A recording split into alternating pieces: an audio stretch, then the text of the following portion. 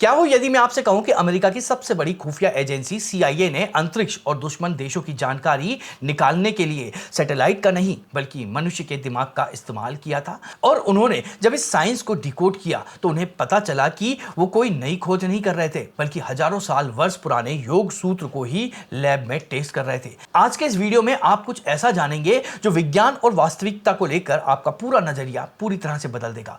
हम देखेंगे कि कैसे एक मनुष्य ने एक कमरे में बैठे बैठे लाखों वर्ष पुराने किसी खत्म हो चुकी सभ्यता के सटीक चित्र बना दिए थे।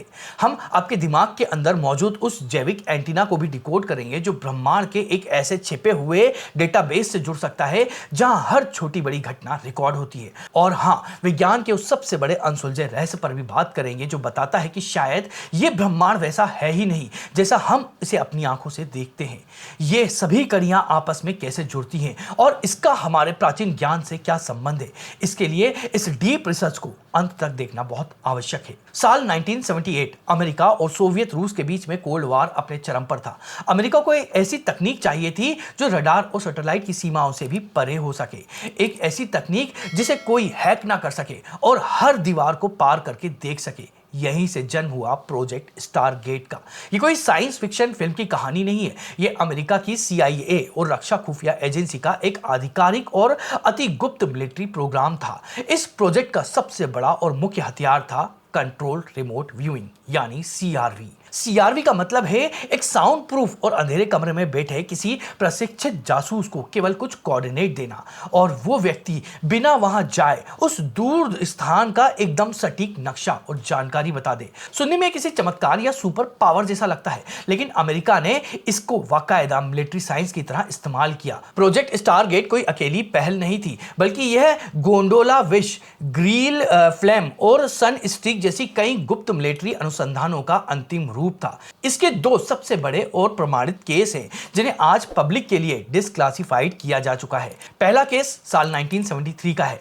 उस समय नासा का स्पेसक्राफ्ट पायनियर 10 जुपिटर ग्रह की तरफ बढ़ रहा था, लेकिन उसके वहां पहुंचने से पहले स्टैनफोर्ड रिसर्च इंस्टीट्यूट में बैठे हुए सीआईए के एक प्रमुख रिमोट व्यूअर इंगो स्वान ने बृहस्पति की मानसिक यात्रा कर ली थी। उन्होंने अपने नोट्स में बताया कि जुपिटर के चारों तरफ धूल और क्रिस्टल के विशाल छल्ले मौजूद हैं। उस समय तक खगोल विज्ञान को इस बारे में कुछ भी नहीं पता था। वैज्ञानिकों को लगा कि स्वान ने गलती से शनि ग्रह देख लिया है, लेकिन कुछ महीनों बाद जब पायनियर 10 असल में वहां पहुंचा और उसने डेटा भेजा तो वो बात 100% सच निकली। बृहस्पति के सच में छल्ले थे। दूसरा चौंकाने वाला केस 1984 का है। सीआईए ने अपने एक और बेहतरीन रिमोट व्यूअर जोसेफ मैकमोनिगल को एक सीलबंद लिफाफा दिया। उन्हें केवल कोऑर्डिनेट पढ़कर सुनाए गए। जब मैकमोनिकल ने अपना फोकस सेट किया तो वो किसी दूसरे देश में नहीं बल्कि समय में 10 लाख वर्ष पीछे चले गए। उन्होंने मंगल ग्रह की सतह का वर्णन करना शुरू किया। उन्होंने बताया कि वहां विशाल पिरामिड है, भयंकर धूल भरी आंधियां चल रही हैं और वहां कोई प्राचीन प्रजाति अपने ग्रह के नष्ट होने का इंतजार कर रही है। इस केस स्टडी की पूरी ट्रांसक्रिप्ट आज भी सीआईए की वेबसाइट पर मौजूद है। मैकमोनिगल ने वहां रहने वाले जीवों को बहुत लंबा और पतला बताया जो रेशम जैसे कपड़ों में लिपटे हुए थे। अब सबसे बड़ा प्रश्न यह उठता है कि क्या ये लोग जन्म से ही कोई असाधारण मनुष्य थे या फिर ये कोई ऐसी व्यवस्थित तकनीक है जिसे लैब में सीखा जा सकता है। जब स्टैनफोर्ड के वैज्ञानिकों ने इस पूरी मानसिक प्रक्रिया को समझना शुरू किया तो उन्होंने पाया कि वे अनजाने में उसी अतीन्द्रिय विज्ञान का अभ्यास कर रहे हैं जिसका वर्णन महर्षि पतंजलि ने हजारों वर्ष पहले अपने योग सूत्र में विभूतिपाद में कर लिया था। लेकिन ये जासूस बिना कहीं जाए अंतरिक्ष के पार और समय से लाखों वर्ष पीछे कैसे देख पा रहे थे?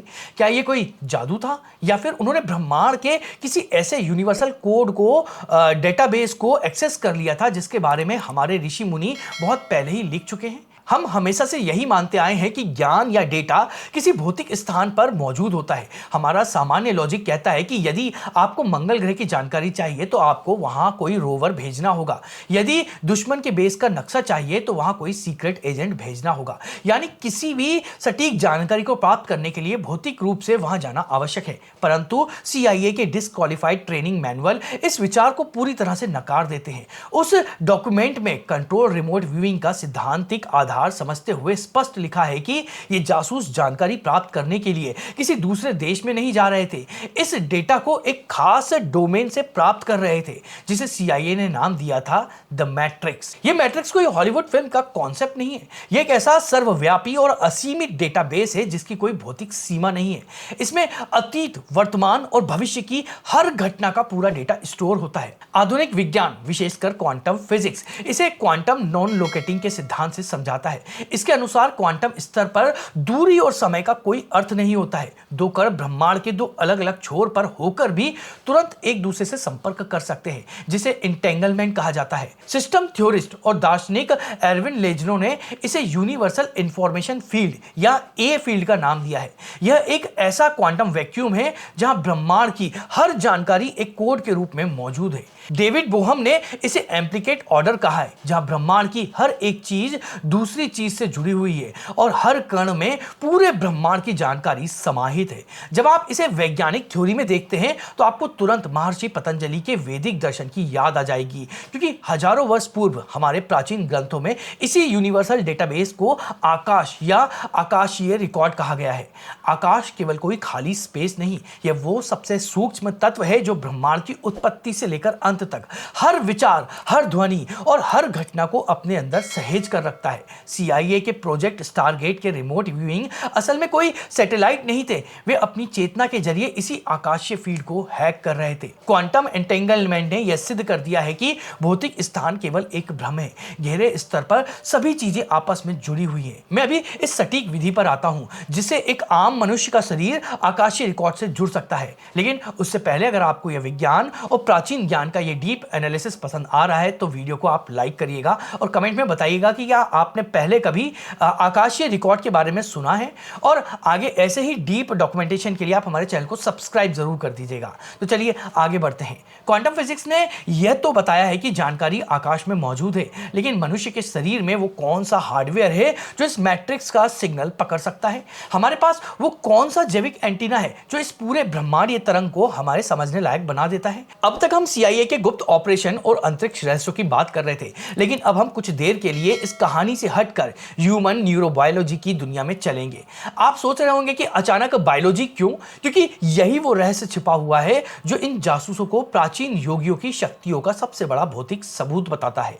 योग विज्ञान और मिस्र जैसे प्राचीन सभ्यताओं में हमेशा से एक तीसरी आंख का जिक्र आता है। इसे अंतर्ज्ञान और उच्च चेतना का द्वार माना जाता है। लंबे समय तक आधुनिक विज्ञान इसे केवल एक दार्शनिक कल्पना या अंधविश्वास मानते रहे, लेकिन आज की एनाटॉमी में इसे पीनियल ग्लैंड कहा जाता है। यह हमारे दिमाग के बिल्कुल केंद्र में मौजूद एक बहुत ही छोटी सी ग्रंथि है। कई सालों तक वैज्ञानिकों का मानना था कि इसका काम केवल मेलाटोनिन हार्मोन्स बनाना है जो हमारे सोने और जागने के चक्र को कंट्रोल करता है। लेकिन वर्ष 2002 में कुछ ऐसा हुआ जिसने न्यूरोलॉजी और आध्यात्म की दुनिया को उसमें तहलका मचा दिया। इजराइल की बेन गुरियन यूनिवर्सिटी के शोधकर्ताओं ने पीनियल ग्लैंड के अंदर एक बिल्कुल नई जैविक संरचना खोज ली है। उन्होंने पाया कि इस ग्रंथि के अंदर अति सूक्ष्म piezo electric calcite micro crystal मौजूद होते हैं। ये कोई साधारण क्रिस्टल नहीं है, इन क्रिस्टल में पीजो इलेक्ट्रिसिटी का गुण होता है। सरल भाषा में समझें तो जब इन क्रिस्टल पर कोई दबाव या कंपन पड़ता है तो ये एक विद्युत तरंग पैदा करते हैं। ठीक यही तकनीक हमारे रेडियो, सोनार और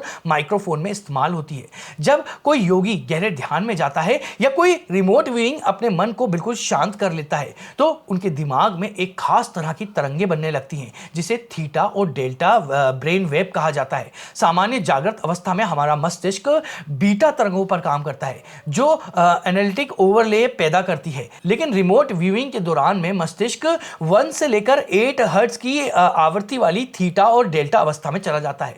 यह वो अवस्था है जहां हमारा तार्किक दिमाग सो जाता है लेकिन हमारी चेतना पूरी तरह से जागृत रहती है। इस अवस्था में ब्रीथिंग और ध्यान के गहरे कंपन पीनियल ग्लैंड के इन क्रिस्टल पर दबाव डालते हैं और फिर ये क्रिस्टल एक जैविक एंटीना की तरह काम करने लगते हैं। ये बाहरी क्वांटम आकाशीय फील्ड की अति सूक्ष्म फ्रीक्वेंसी को पकड़ते हैं और उसे न्यूरो इलेक्ट्रिक सिग्नल में बदल देते हैं। जिसे हमारा दिमाग पढ़ सकता है। यानी ये तीसरी आंख जिसके बारे में हमारे वेद बताते हैं वो केवल एक कहानी नहीं बल्कि हमारे दिमाग में फिट किए गए एक बेहद एडवांस क्वांटम रिसीवर है। डॉक्टर रिक स्टेसमैन के अनुसार में पीनियल ग्लैंड ग्रंथि डीएमटी नामक एक शक्तिशाली रसायन का स्त्राव भी करती है।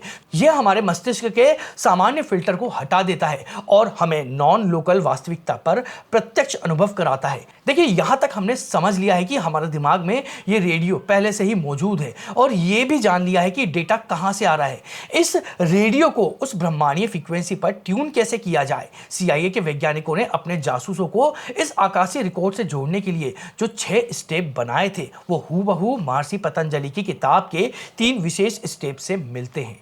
अब हम वापस प्रोजेक्ट स्टारगेट की उस डार्क रूम वाली लैब में लौटते हैं। सीआईए के वैज्ञानिकों ने जब रिमोट व्यूइंग को डेवलप किया तो उनका सबसे बड़ा चैलेंज था कि जासूसों का अपना तार्किक दिमाग बीच में बहुत सारा शोर मचा रहा था। जब जासूसों को कोई जानकारी मैट्रिक्स से मिलती थी तो उनका अपना दिमाग उस पर अपनी पुरानी यादों का एक कवर चढ़ा देता था। सीआईए ने इसे नाम दिया था एनालिटिकल ओवरले। इसे रोकने के लिए उन्होंने 6 सख्त प्रोटोकॉल बनाए। जासूसों को पहले सिर्फ एक कोऑर्डिनेट पर ध्यान केंद्रित करके एक त्वरित आइडियोग्राफ बनाना होता था, फिर संवेदी संवेदनाओं को महसूस करना होता था और अंत में वो उस जगह का 3D मॉडल तैयार कर लेते थे। अगर आप महर्षि के पतंजलि के योग सूत्र का 3रा अध्याय विभूति पाद पढ़ें तो आपको लगेगा कि सीआईए उसी किताब का एक ट्रांसलेशन कर रही है। पतंजलि ने लगभग 2000 वर्ष पूर्व इसी प्रक्रिया को संयम कहा था। संयम 3 चरणों से मिलकर बनता है। पहला, धारणा। इसका अर्थ है अपने मन को किसी एक बिंदु या स्थान पर केंद्रित करना।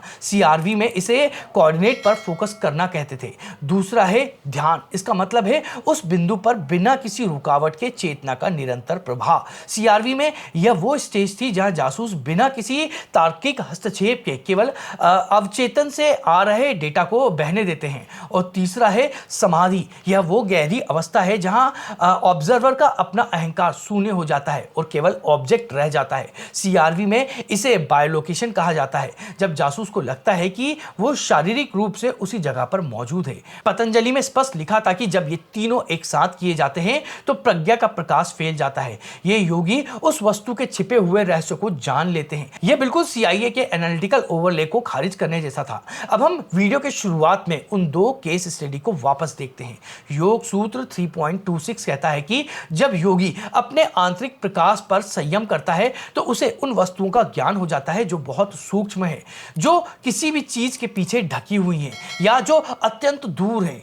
ईगो स्वान ने जब 1973 में पृथ्वी से लाखों मील दूर बृहस्पति के छल्लों को देखा था तो वो इसी सूत्र का लाइव साइंटिफिक टेस्ट था। उसी तरह योग सूत्र 3.33 एक फ्लैश ऑफ इल्यूमिनेशन की बात करता है, जहां समय और स्थान की सीमाएं खत्म हो जाती हैं और योगी को बिना किसी विशिष्ट संयम के ही अतीत या भविष्य का सब कुछ दिखाई देने लगता है। जोसेफ मैकमोनिगल ने जब मंगल ग्रह के 10 लाख साल पुराने इतिहास को और वहां छिपी प्राचीन प्रजातियों को देखा तो उन्होंने अनजाने में इसी प्रातिभ ज्ञान का इस्तेमाल किया था। उन्होंने वहां विशाल ओबिलिस और पिरामिडों के भीतर हाइबरनेशन में सो रहे जीवों का वर्णन भी किया था। सीआईए के प्रयोग और योग सूत्र ये दोनों इस बात का निर्विवादित प्रमाण है कि हमारे दिमाग की क्षमताएं स्पेस और टाइम की सीमाओं से बहुत आगे हैं। यहां तक तो सब कुछ एक परफेक्ट गणित की तरह सटीक लगता है। हमने डेटाबेस ढूंढ लिया, एंटीना खोज लिया और उसे ट्यून करने का तरीका भी समझ लिया, लेकिन क्वांटम फिजिक्स और योग के इस पुराने विज्ञान में एक ऐसा पेच है, एक ऐसा लूप होल है जिसने आज भी अल्बर्ट आइंस्टाइन से लेकर मॉडर्न वैज्ञानिक तक को सबको उलझा कर रखा है। अब तक हम यह मानकर चल रहे थे कि ब्रह्मांड में एक आकाशीय फील्ड है जिसमें सारा डेटा मौजूद होता है और हमारा दिमाग केवल एक रिसीवर की तरह उस डेटा को पढ़ रहा है। लेकिन क्वांटम फिजिक्स का एक सिद्धांत है जिसने पूरी दुनिया के वैज्ञानिकों की नींद उड़ा रखी है। इसे कहते हैं ऑब्जर्वर इफेक्ट। प्रसिद्ध डबल स्लिट एक्सपेरिमेंट ने यह साबित कर दिया था कि उप परमाणु स्तर पर, मतलब जो सब एटॉमिक लेवल होता है, उस पर वास्तविकता तब तक किसी निश्चित भौतिक आकार में मौजूद नहीं होती है जब तक कि कोई उसे देख ना रहा हो। जब तक कोई उसे देखने वाला नहीं होता है तब तक सब कुछ केवल संभावनाओं की एक तरंग, एक वेव्स के रूप में तैर रहा होता है। लेकिन जैसे ही कोई उन्हें देखने का प्रयास करता है वो तुरंत ढह जाता है और एक निश्चित कण मतलब पार्टिकल्स के रूप ले लेता है। इसका सीधा और गहरा मतलब यह है कि हमारा देखना केवल वास्तविकता को नापता नहीं है, बल्कि हमारा देखना ही उस वास्तविकता का निर्माण करता है। अगर हम इस नजरिए से महर्षि पतंजलि और अद्वैत वेदांत को देखें तो उन्होंने हजारों साल पहले ही दग दृश्यम विवेक मतलब दृष्टा और दृश्य के बीच का भेद का सिद्धांत दिया था। इसके अनुसार यह भौतिक दुनिया अपने आप में कोई ठोस सच्चाई नहीं है, यह केवल विशुद्ध चेतना का एक प्रक्षेपण या माया है। जब कोई रिमोट व्यूअर मंगल ग्रह का अतीत देख रहा होता है तो क्या वो सच में किसी रिकॉर्ड को पढ़ रहा होता है या उसका अपना दिमाग उस संभावना की तरंग को एक हकीकत में बदल रहा होता है? यहां आकर विज्ञान भी मौन हो जाता है। विज्ञान के पास में आज भी इसका कोई 100% सटीक उत्तर नहीं है।